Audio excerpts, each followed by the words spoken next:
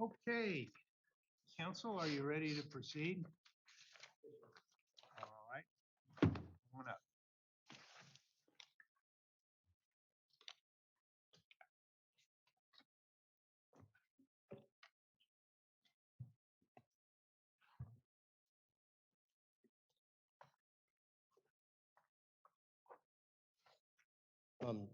Your Honor, we didn't file a reply brief in this matter. Am I going to be permitted rebuttal time or full 15? Okay, that's what I thought. Good afternoon, Your Honors. Chad Clement of Mark Yarbach on behalf of Eric Martin. May it please the court. This court should affirm the Court of Appeals reversal of the district court's enforcement of the reimbursement and indemnification provisions in the divorce decree in order incident to divorce because the Court of Appeals properly concluded that claim and issue preclusion did not and do not apply to bar Eric's litigation and appeal of the enforcement of the indemnification provision, and also properly concluded that federal law, U.S. Supreme Court precedent, and Nevada Court of Appeals precedent preempted the district court from dividing veteran disability benefits, and that any attempt to divide veteran disability benefits via alternatives like indemnification or reimbursement are improper. There are essentially two broad issues in front of the court, and I intend to devote my time to those two issues. The leading issue in the briefing from Raina's side is issue preclusion. And the second issue is essentially the overarching issue about preemption and indemnification and reimbursement. When was issue preclusion first raised in this case and by whom? It's an excellent point, Your Honor. In the district court, it essentially, the phrase may have been used in a brief somewhere here and there, but it wasn't cogently advanced or argued. Neither side, from my review of the briefing, advanced issue preclusion as grounds to bar the litigation. It predominantly appeared for the first time sua sponte in the district court's order. And issue preclusion really came up in the district court's order, as I read it, as an alternative to enforce the reimbursement and the indemnification provision. She relied on claim preclusion, right? Ostensibly. I mean, it's... Yeah, so that was a point I was going to make.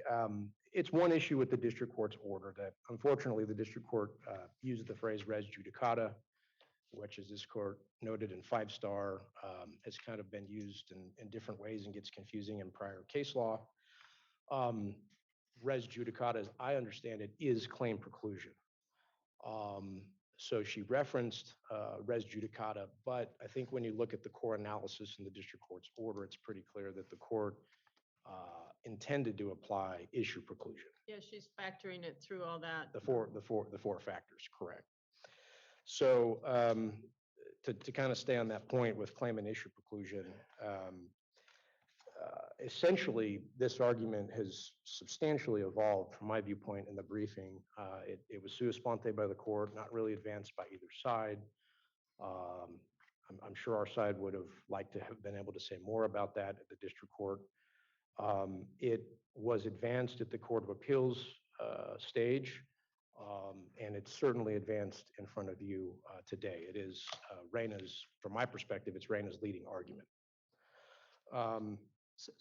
Right. Yeah. So let's talk about that. Let's talk I mean, about that. obviously, your client entered a settlement that included this provision that then became adopted as part of the divorce decree. No appeal, and why should he be able to go back and change it now? Excellent question. Couple of responses. First, let me kind of clear off claim preclusion because I think that's clearly not applicable. No subsequent litigation. Eric is not asserting a claim against Raina in a second case, subsequent action. So I think to the extent that claim preclusion was referenced in the district court order, or to the extent somebody argues it applies, it clearly doesn't fit here and doesn't apply. So I think we're on to issue preclusion and to your question, Your Honor.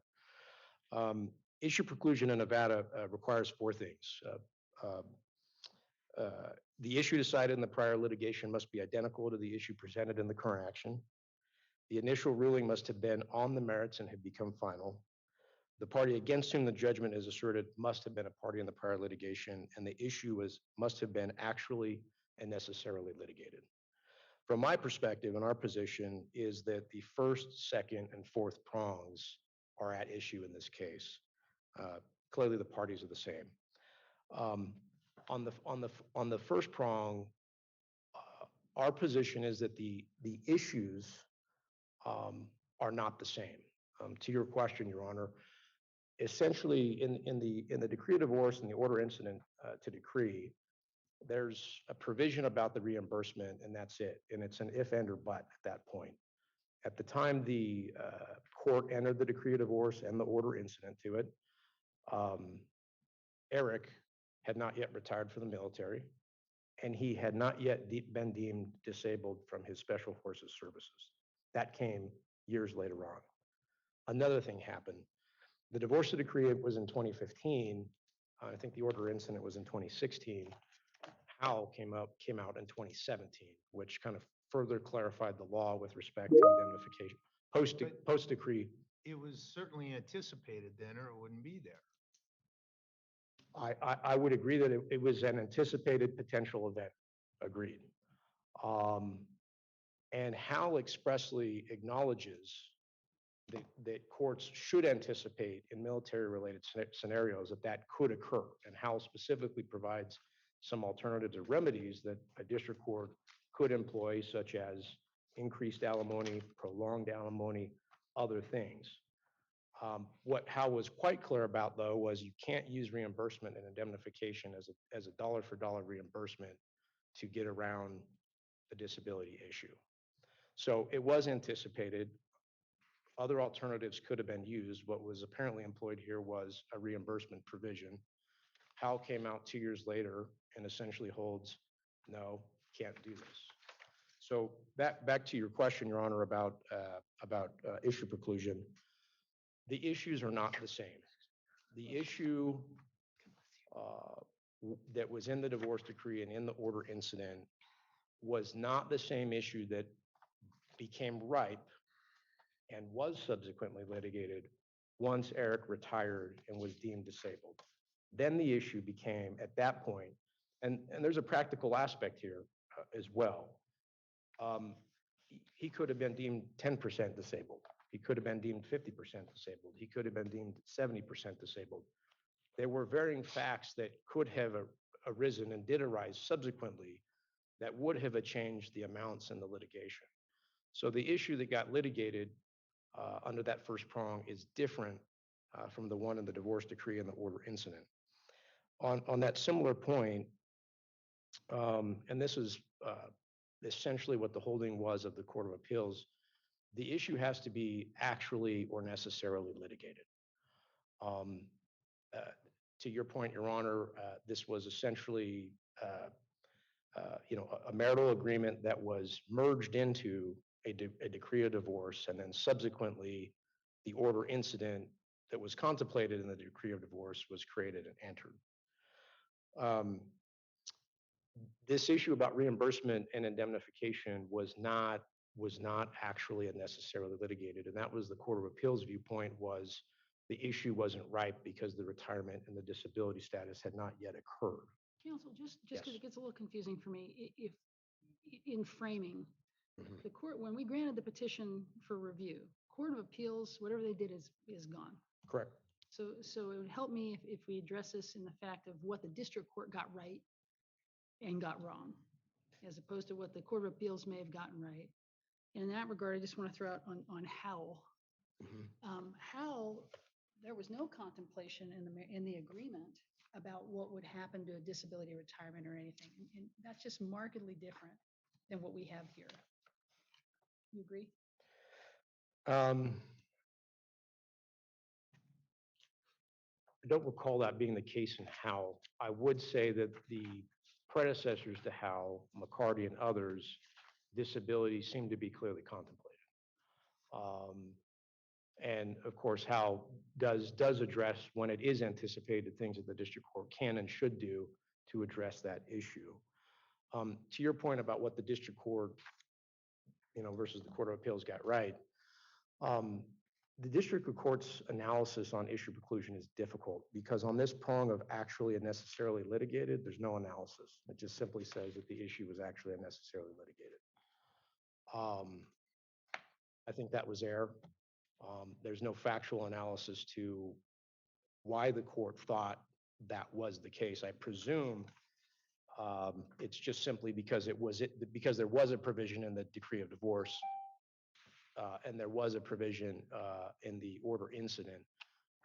But I don't think that rendered this issue actually unnecessarily litigated, given the subsequent events that occurred, given how coming up, and as you saw, the motion to enforce that subsequently came and brought this issue out. So it is our position under the 4 elements of issue preclusion that the elements just simply aren't met, and the district court erred in reaching this alternative basis that issue preclusion barred this appeal or Eric from litigating. Counsel, Yeah. under that theory, would a settlement agreement ever meet that prong? I mean, if the settlement agreement says, we agree and it has this decision tree about how we're going to treat disability retirement or not, and you say that's not necessarily litigated, well, because it's a settlement agreement. So would it be your position that settlement agreements would never pass muster under res judicata analysis? I think it's an excellent question, and I think it goes to the nature of a settlement agreement versus the nature of a court order. That is something, if you read the briefing, that's somewhat at issue in this case. Raina makes much to do about the fact that this was kind of like a contract, a settlement agreement. However, the court's precedent under Day versus Day, which is cited in the Court of Appeals opinion and in our briefing as well, indicates and holds that once a contract is merged into a court order, it loses its character as essentially a private party agreement. It becomes a court order. So to follow up on your question, Your Honor, I think a settlement agreement is inherently different because I think what would probably bar somebody later on a settlement agreement is the release. And I think that is different than what we have here, where we had essentially a contingent provision in the event something did happen, and then it did happen. Then we have some intervening case law, and then we have subsequent litigation. So, But with respect to the court's order that came of that, Eric never objected to that order or appealed that order. Is that correct? the decree of divorce and the order incident, that's correct. Okay. Yeah, did not. So So- does he not have to meet some sort of a standard or some change in circumstance to come back and modify it? Well, Eric was not the one that came back to modify. What essentially happened was the subsequent Well, events. She went to She went to enforce move to it. enforce it, correct. And he essentially asserted a defense and said, Right. no, under U.S. Supreme Court case law and federal law, I mean, there's a, express federal statute about it. The court is preempted from entering an order that would require me to pay disability to my former spouse. And again, Hal acknowledges some of the hardship that this creates. I acknowledge that.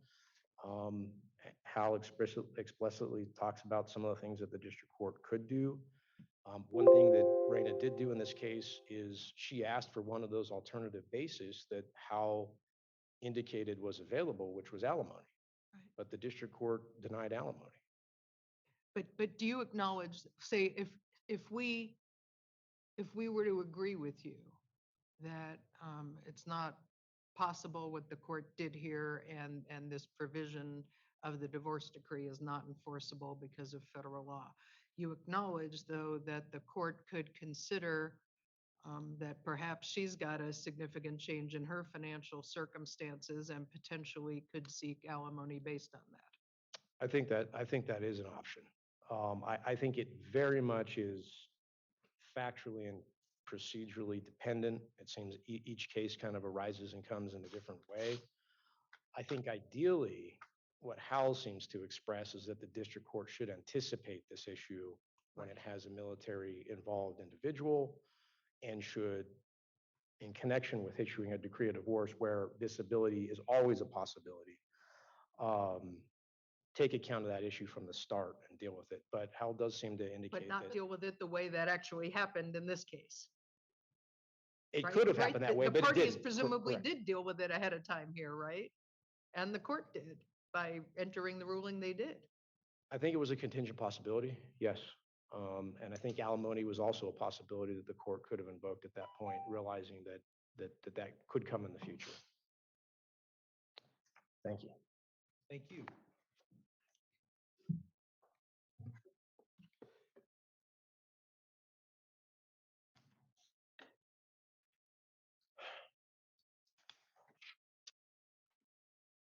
Chief Justice, Justices, Marshall Willick for Rain and Martin. May it please the court.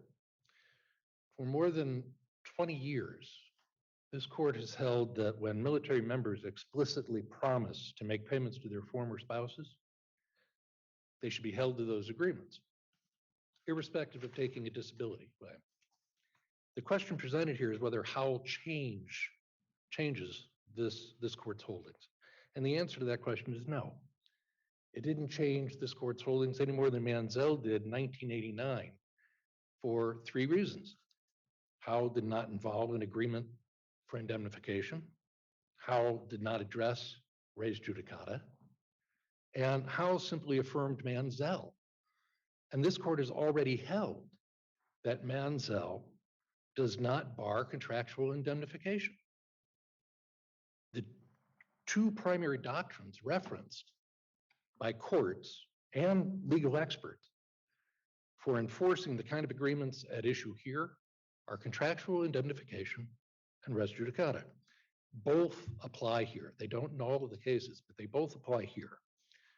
Contractual indemnification was the basis for the recent upholding of such agreements by the highest courts of both Michigan and Alaska, and intermediate courts throughout the country in many other states, including the community property states of Louisiana and Texas. There was no contract for indemnification at issue in Howell, in which the United States Supreme Court explicitly told courts and lawyers that they should anticipate that military retirement might be waived and do what was done here by providing for that contingency. These parties did exactly that.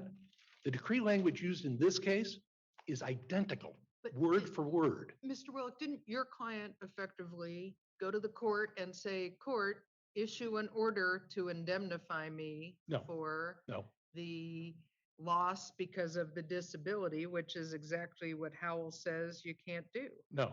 Why not? What our client did was ask the court to enforce their contract for a continuing stream of payments. And what would enforcing that look like? Indemnifying her, right? Isn't that what the enforcement would be? If you look at the Black's Law Dictionary definition of the word indemnification, Or yes. reimbursement? But we're not talking about court-ordered indemnification to satisfy a court order. We're talking about a court enforcing a private contract, which is what all the legal experts say is conceptually completely different. This is not a court. What was at issue in Howell was a simple, we're going to divide the retirement 50-50, 50-50, and a court deciding to impose indemnification, even though there was no underlying agreement for doing so. Those facts are completely different here. And if you look at the experts, Mr. What do Sullivan. you do with the discussion of Manziel and Howell, where they're talking about the agreement in Manziel as being one that provided that Major Manziel would pay Mrs. Manziel 50% of military retirement, Exactly. including that portion waived so that he could receive the disability payments? Exactly. And that's exactly why Manziel came out the way it did, as this court held in Shelton. This court went over Manziel 1 and Manziel 2. Manziel 1 includes a footnote. It says, well, the state court could have looked at res judicata. That's a state issue over which we have no jurisdiction. But they didn't. They decided to make it a federal question, so we're simply going to deal with the federal question. It went back down to the Court of Appeals of California, and Court of Appeals in California, in Manziel 2, which this court talked about in Shelton, said, oh, as a matter of res judicata, he didn't have the right to go back. And Major Manziel had to continue making those payments because that was the agreement But the the parties US made. Supreme Court just left that door open in a footnote, and or whatever court it originated in went through that door, and then they denied cert. There wasn't a Denied second. cert repeatedly. They did so in Shelton. They did so in Manziel too. But a denial of cert is not US Supreme Court precedent. And now in Howell, they're characterizing this as completely preempted. There's no difference between Howell and Manziel in the scope of preemption. They didn't address the issue of contractual indemnification, and they have said, that's the Sheldon case, I'm sorry, the names are so similar, that's the Sheldon case, that there is no substantial federal question to that issue. Well, they didn't hold that. They denied cert. No, that's not a denial of cert. That was a no substantial federal question. I can't give you the footnote number, but it's in the brief. And that is considered a precedential decision. So no, there is no federal question to the issue of res judicata establishment. And they have already held that. Well, so I think maybe I didn't understand your answer to one of Justice Pickering's questions, and that is Mansell did involve a settlement agreement between the parties regarding the division of this money. And in that case, the Supreme Court said it was preempted and No. couldn't proceed. I'm sorry, but Right. no. What they said is the federal question. They said the state court has decided that this is a federal question, so we're going to resolve the federal issue. Right. But if it's a matter of state law and res judicata, that's something we have no jurisdiction about. It went back down, and that's what the Fine. state court said was exactly at issue. So, but the answer under the federal question, Yeah, and that's where the Michigan court in Foster just focused. There's a distinction between federal preemption as a matter of substantive law and federal jurisdiction when we're talking about, federal preemption when we're talking about an issue of subject matter jurisdiction.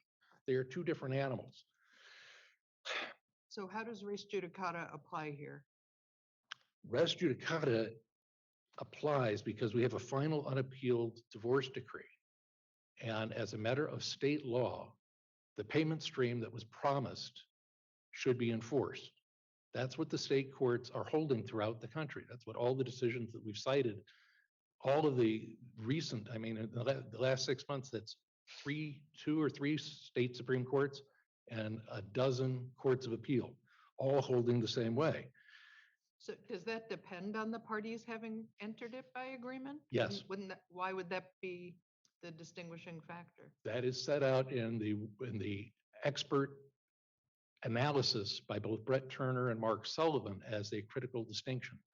There is a world of difference between a court imposing a remedy and the parties explicitly agreeing by contract. The contractual indemnification clause, the term addressing the possibility of a future waiver, to answer counsel's question, that the benefit could be lost in the future, was explicitly raised, negotiated, and stipulated. Under any rational meaning of those words, the issue was actually litigated. The Louisiana court in Boutte made exactly that holding in enforcing an agreement just like this one. And the language at issue in this case is identical, word for word, to the language that the Alaska Supreme Court just said is fully enforceable in Jones. The words used and the terms reached are important. They are an important distinction. The Louisiana court, well, let me see. Amicus, Saying if there was a litigated divorce that came to the same exact wording at the end of the litigated divorce, and there was no appeal taken from it, you're saying that res judicata would not save that? they wouldn't. It can't be the same language because it goes by a different mechanism. What was at issue in Howell was a simple divorce decree that said, we are going to divide the property 50-50. And when he converted some retirement pay to disability pay, the federal definition of disposable retired pay kicked in. And what the United States Supreme Court said is a court can't go back and impose indemnification on a property division. However, they said nothing about contract. When this court decided Shelton, it looked at the contract theory. And to answer counsel's question, the contract is exactly the same. In Shelton, what you had was a joint petition. And if this court knows how a joint petition works, a joint petition is filed, the joint petition is then attached to the decree, it is merged into the decree. There's absolutely no difference between that process and a marital settlement agreement, which then leads to a decree of divorce. It's exactly the same process to get to a decree.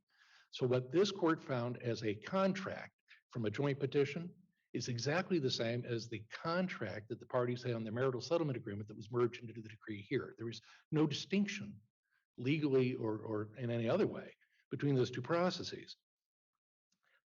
In Mansell 2 and in Shelton, the state law of res judicata. But Mansell 2 is a California case, It is. correct? It is not a SCOTUS case. Right. Well, other than the denial of cert, right. Yeah, okay. Yes, but you look at the result. The result when there is an explicit agreement is that the payments have to continue to be made.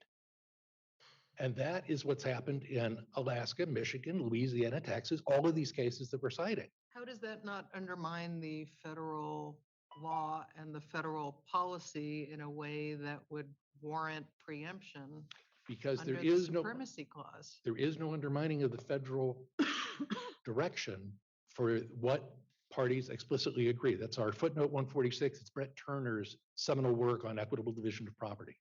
If you take a look at the difference, it's a world of difference between enforcing an agreement between two parties and imposing a remedy. It has nothing to do with being able to raise armies or Even serve if the it national calls interest. for them to divide the disability payments that federal laws say are not community property and are not to be divided. As the Alaska court said, there is no federal interest in telling somebody that they can't make a promise to pay somebody from whatever source.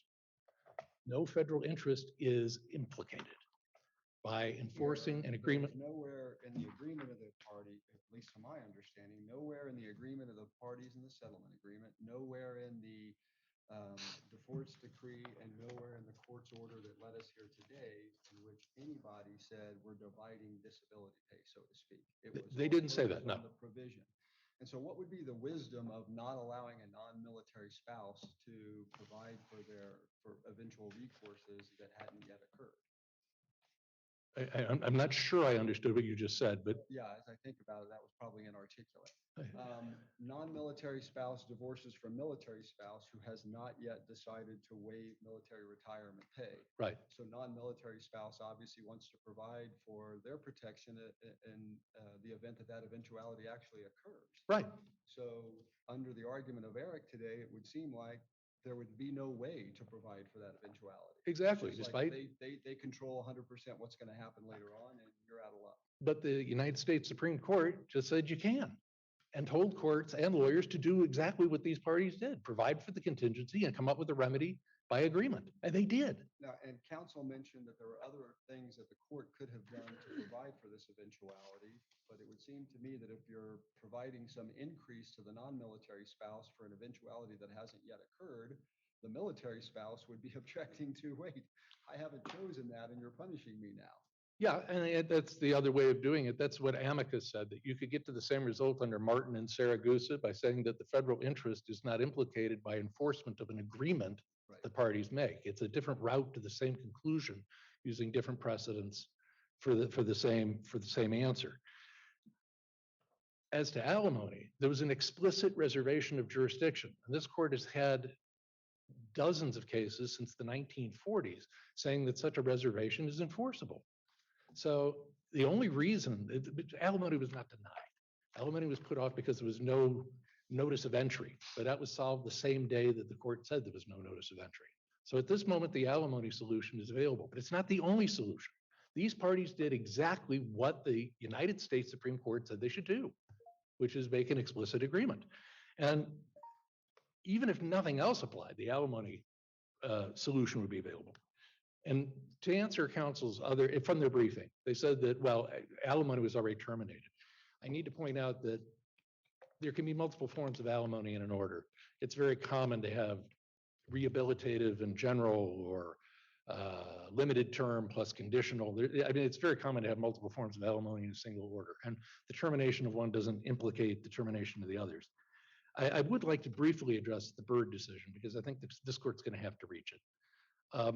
Byrd attempted to distinguish Shelton because of a single line in the underlying district court decision where the district court judge improvidently said that the payments had to come from the disability pay. That was harmless error because the court was right, but for the wrong reason. It was inartfully said, and that's what the Court of Appeals should have said.